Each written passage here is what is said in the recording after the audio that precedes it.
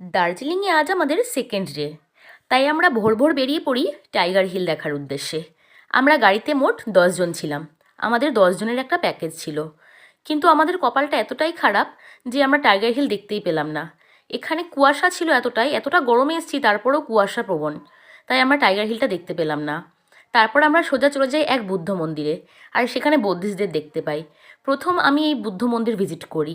তারপর এখানে ঠান্ডা হওয়ার কারণে কিছুটা কফি খাওয়ার পর আমরা চলে যাই সোজা বাতাসি লুপে। আর বাতাসি লুপটা ছিল রেল লাইনের ঠিক পাশেই। ওটা হলো টয় ট্রেন লাইনের পাশে। তারপরে সেখানে দেখলাম মোমো বিক্রি হচ্ছে, আর এখানে এই আন্টিরা মোমো তৈরি করছিল। আর এত স্পিড এদের হাতের কাজ, আমি প্রথম দেখি এইসব জিনিস। তারপরে দেখলাম পাশে আরও ভাজা তেলে ভাজা জিনিস বিক্রি হচ্ছে, কিন্তু সকাল হওয়াতে খেলাম না। এক প্লেট মোমো নেওয়ার পরে দুজনে মিলে শেয়ার করে খেলাম, আর বেশ ভালোই লাগলো। নর্থের দিকে আসবো আর মোমো খাবো না, এ তো হতে পারে না।